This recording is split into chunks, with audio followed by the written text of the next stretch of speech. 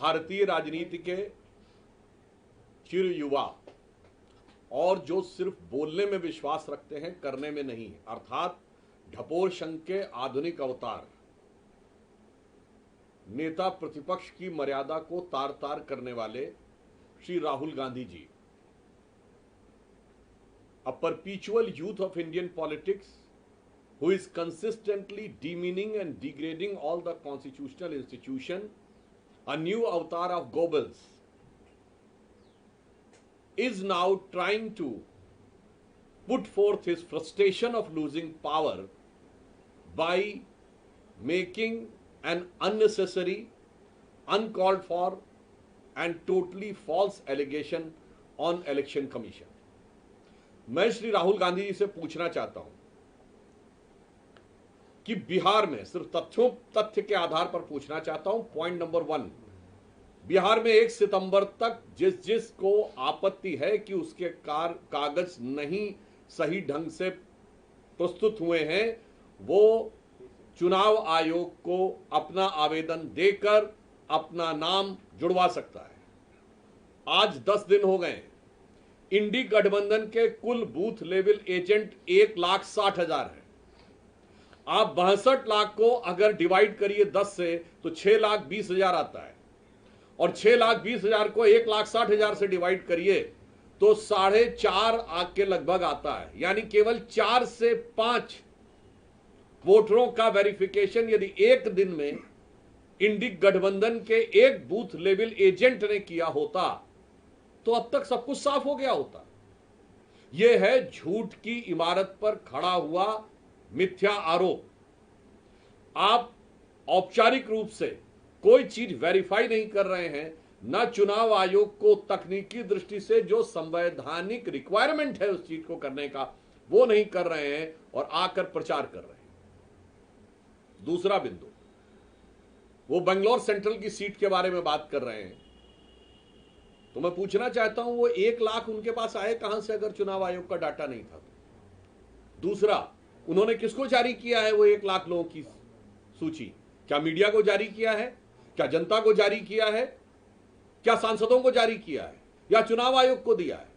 दूसरा, मैं कांग्रेस पार्टी और इंडी गठबंधन में पूछना चाहता हूं, श्री राहुल गांधी जी, आप एक ही कॉन्स्टिट्यूएंसी में इतने सिलेक्टिव कैसे हो जाते हैं?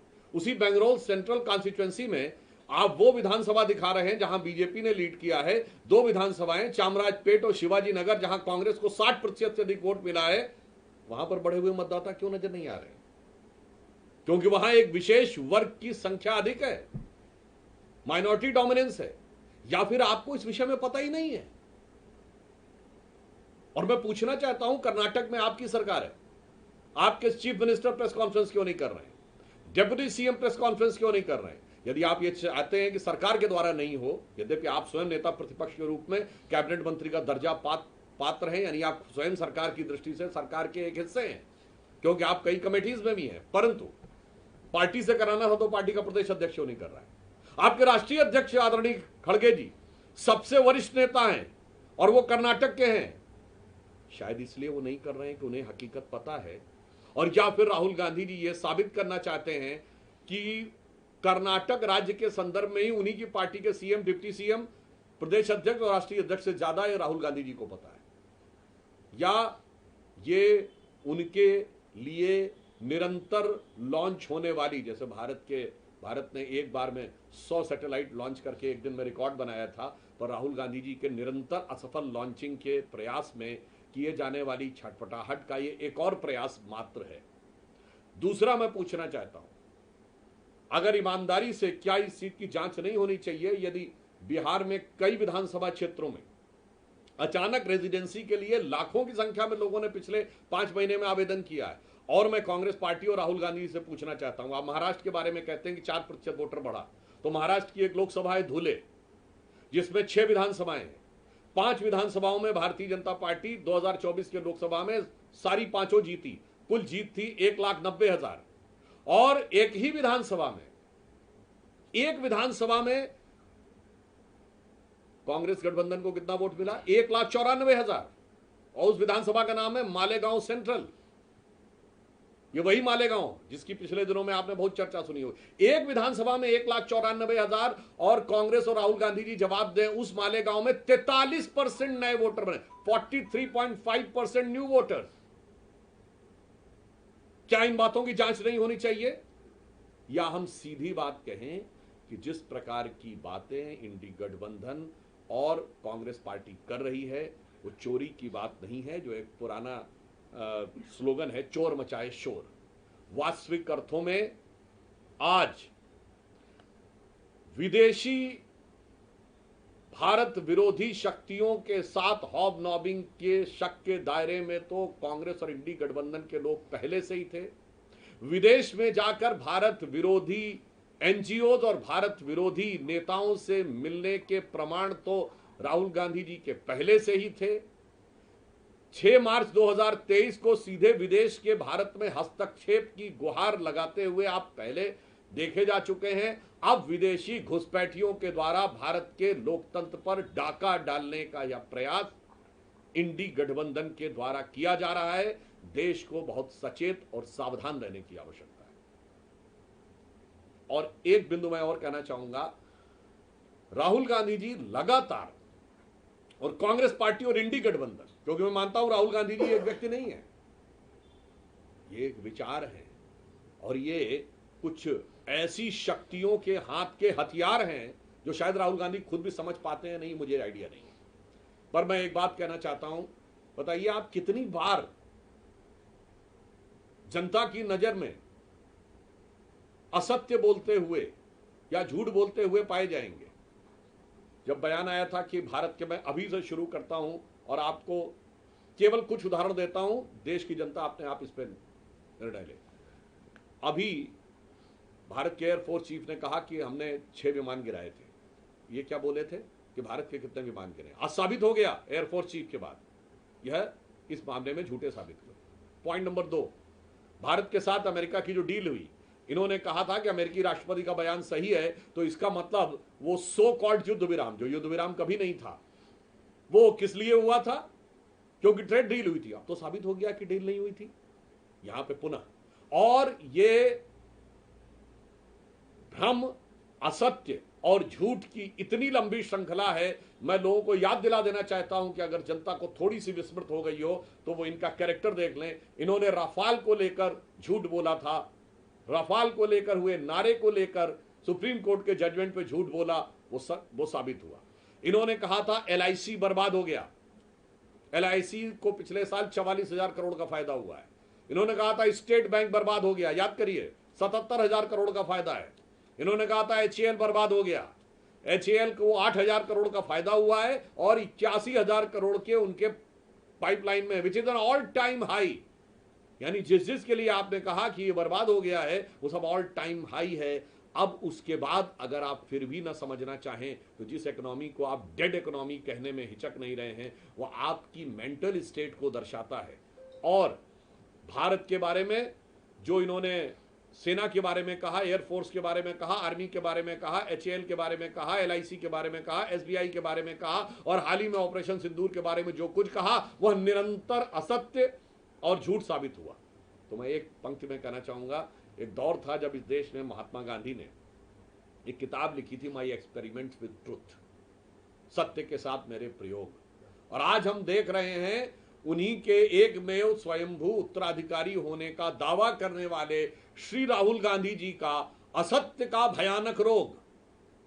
मैं माई एक्सपेरिमेंट विद अनट्रूथ इसलिए नहीं कह रहा हूं क्योंकि माई एक्सपेरिमेंट विद अनट्रूथ भी एक किताब है जो माइकल एंडरसन की लिखी हुई है, मगर यहां पर अगर आप देखें तो that was my experiment with truth and this is a disastrous experiment with untruth. वहां महात्मा गांधी थे जो सत्य के साथ प्रयोग था, यहां असत्य का भयानक रोग है।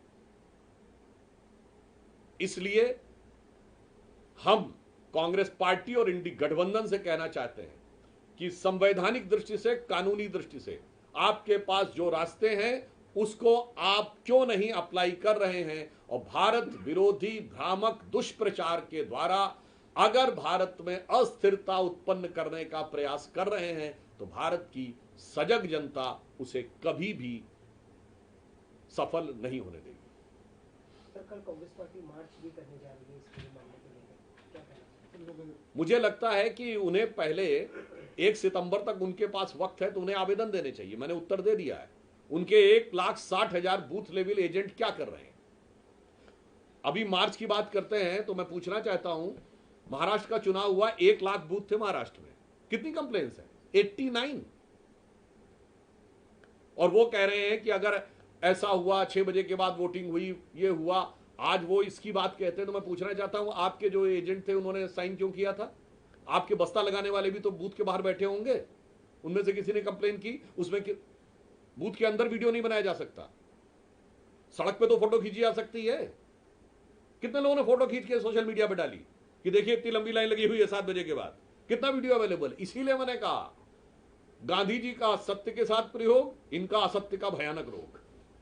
सर, आपने आईएएफ चीफ की बात करी, आईएएफ चीफ ने जो स्टेटमेंट दी है उसके बाद कांग्रेस के बहुत से लीडर, चाहे वो इमरान मसूद हो, उदित राज हो, उनका कहना ये है कि वो टाइमिंग को क्वेश्चन कर रहे हैं कि 3 महीने बाद आपकी स्टेटमेंट आई है, क्या आईएएफ चीफ और ये पार्टी नैरेटिव चेंज करना चाह रही है? मुझे लगता है कि वो लोग जिनको भारत की हर शक्ति, भारत की हर सामर्थ्य, भारत के हर शौर्य में ग्लानि महसूस होती है, वही आज भारत को हर दृष्टि से कमजोर देखना चाहते हैं।